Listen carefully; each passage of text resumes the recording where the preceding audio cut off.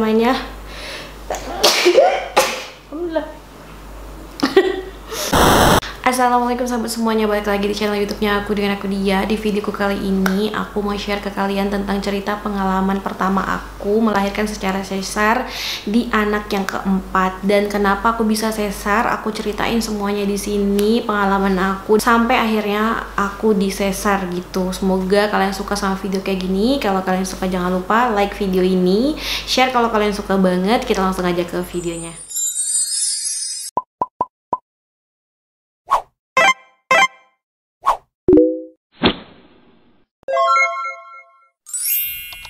Kalau misalnya kalian udah pernah nonton vlog aku sebelumnya tentang cerita kehamilan aku di trimester ketiga, bahwa gangguan kehamilan aku ini ada di detak jantung bayi. Nah, waktu itu aku juga protein plus 1, terus aku juga HB rendah dan tekanan darah aku tinggi gitu. Nah, akhirnya setelah aku cek dan aku di opname kemarin udah aku ceritain pokoknya semua di vlog aku sebelumnya itu. USG yang terakhir dokternya bilang setelah ini tunggu 2 minggu lagi, dan aku disuruh cek kencing lagi, dan aku disuruh cek kencingnya nggak perlu di rumah sakit, di puskesmas aja. Tanggal 3 Mei akhirnya aku tuh pergi ke puskesmas. Waktu itu kondisinya aku juga lagi pilek sama batuk, jadi akhirnya aku ceritanya mau sekalian minta obat batuk sama pilek, karena ibu hamil kan nggak boleh sembarangan minum obat kan, dan nggak boleh juga beli sembarangan obat di apotik. Apotik pun juga biasanya nggak mau kasih. Akhirnya aku di situ di rumah sakit sekitar jam 9 pagi. Nah, aku dicek lah di situ. Hasil labnya juga nggak terlalu lama waktu itu keluar karena memang lagi sepi. Setelah hasil labnya keluar, ternyata protein plus aku itu udah nggak ada lagi, jadi udah negatif.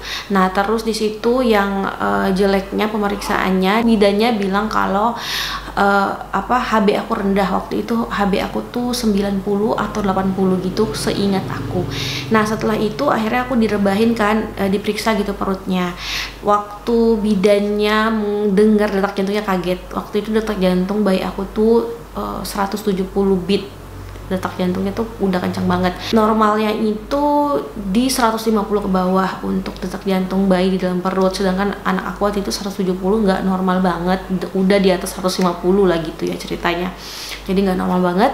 Akhirnya di situ karena di puskesmas tidak punya USG, akhirnya aku disuruh rujuk ke rumah sakit untuk USG ulang lagi perut aku, karena detak jantung bayinya itu nggak normal.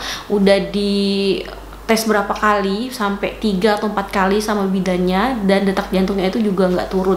Di situ aku nggak dikasih obat batuk sama pilek, pada tujuan aku ke puskesmas untuk itu, tapi aku nggak dikasih karena kata bidannya nanti minta sama dokternya aja langsung. Nah, aku berangkatlah ke rumah sakit. Hari itu juga dikasih surat rujuknya, dan aku sampai di rumah sakit itu jam 11 siang.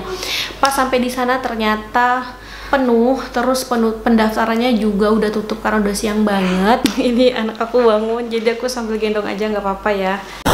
Tapi karena aku dapat rujukannya karena darurat, akhirnya aku dimasukkan ke ruang tindakan yang untuk ibu melahirkan itu. Kalian tahu ada satu ruangan itu khusus untuk ibu melahirkan. Aku ditaruh di situ dan aku langsung dikasih tindakan di situ. Di situ dokternya kasih tahu ke bidannya itu kalau aku harus diinfus, terus aku dipasang oksigen. Memang aku nggak tahu tuh ya, mungkin karena memang dokternya tahu, karena kalau misalnya riwayat bayi detak jantungnya kenceng, ibunya akan merasa sesak, dan aku saat itu memang ngerasa napas aku sesak gitu. Kebetulan aku kan batuk pilek juga, takutnya emang COVID atau gimana gitu kan. Aku waktu itu langsung di rapid antigen dan hasilnya juga alhamdulillah negatif. Nah, di situ seperti yang waktu aku opname, aku dipasangin infus, langsung dicocorin infusnya itu nggak sampai setengah jam, itu 2 botol langsung habis masuk ke badan aku. Jam 2 sore aku ketemulah sama si dokter, dan aku di situ di USG. Nah, dokternya di situ bilang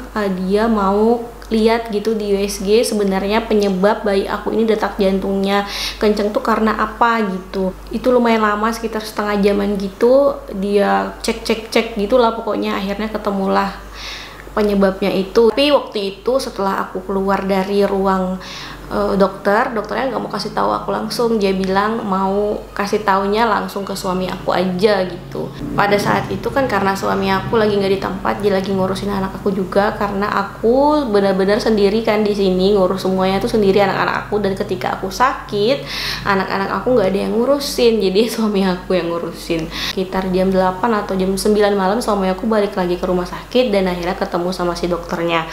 Nah disitu jelasin lah tuh kenapa detak jantung bayi aku itu tidak bisa normal, nggak bisa normal. Bahkan waktu terakhir dokter cek detak jantung bayi aku itu bisa sampai 190 dan dia kaget banget. Kata dokternya itu bilang ke suami aku ternyata mengalami gencetan tali pusar. Jadi tali pusar bayi aku itu kegencet dan membuat dia nggak nyaman di dalam perut dan stres, akhirnya detak jantungnya tuh kencang banget. Kata dokternya sih alasannya kayak gitu, dan dokternya menyarankan untuk aku segera disesar karena di rumah sakit itu dokter anestesinya nggak ada dan SK-nya belum keluar karena baru aja ada pergantian gitu. Akhirnya aku dirujuk ke rumah sakit gede. Sebelum dokter mengambil tindakan itu, aku itu udah dicek detak jantung bayi aku tuh, dicek 1 jam sekali loh. Dan 1 jam sekali itu bener-bener detak jantung bayi aku itu normalnya sebentar banget, terus tinggi lagi gitu, normal sebentar tinggi lagi, pokoknya nggak beraturan banget. Dan akhirnya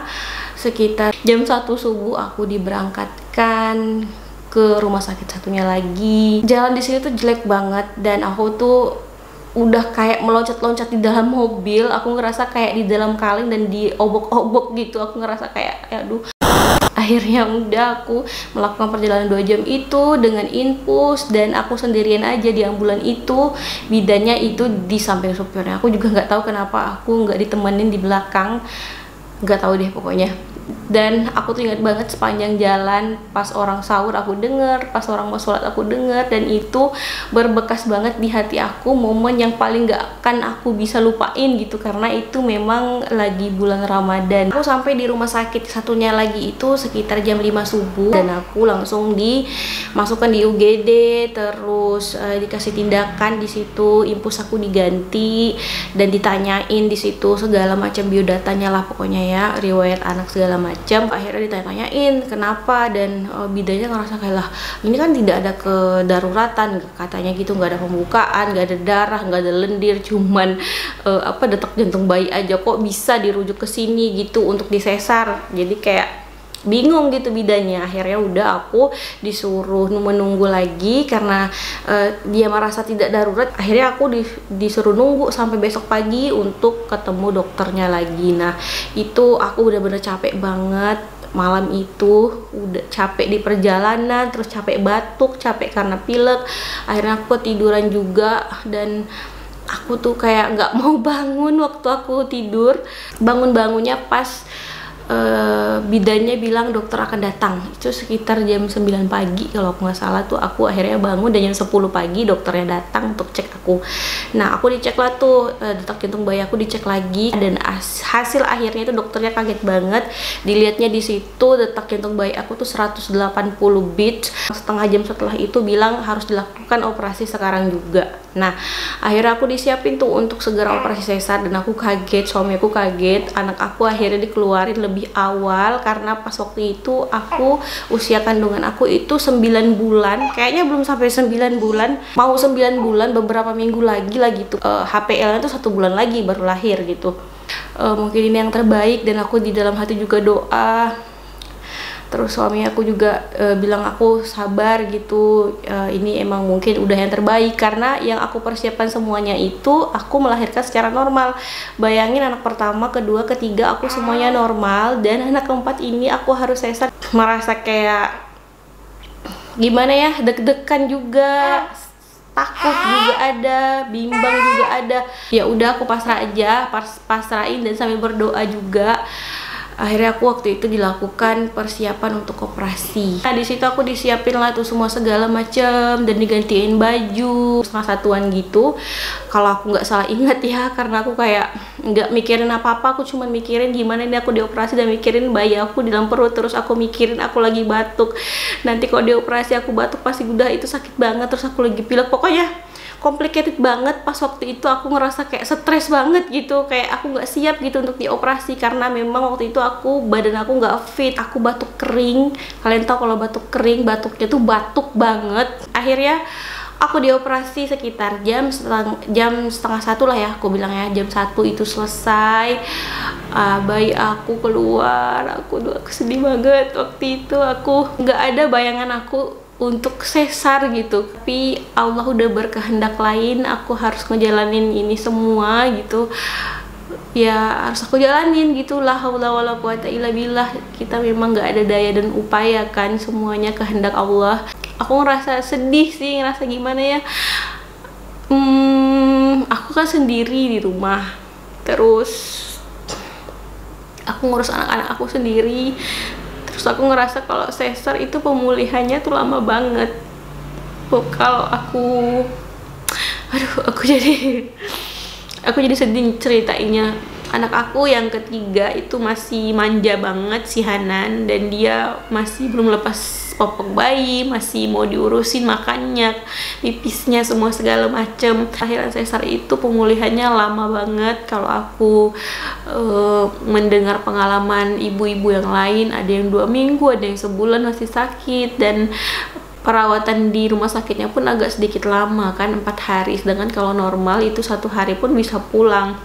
Nah, aku complicatednya di situ, tapi aku juga harus terima kan, karena memang kita sebagai manusia tidak bisa memilih kalau memang itu sudah ditakdirkan ke kita gitu loh. Jadi aku sedih dan stresnya tuh di situ gitu. Aku pikir suami aku bisa nggak ya bantu aku gitu.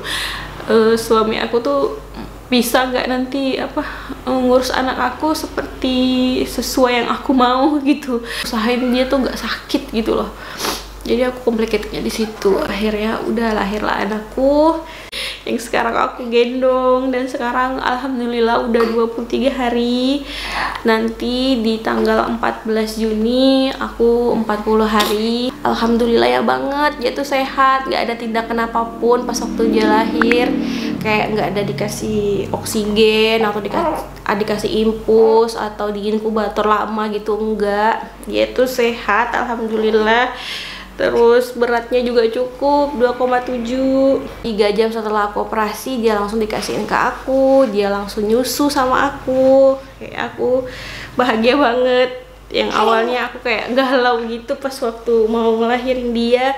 Kalian tahu kalau habis operasi sesar itu rasanya sakitnya banget, karena di situ kita kayak punya luka berapa senti, itu lumayan panjangnya lukanya, dan itu rasanya semeriwing banget.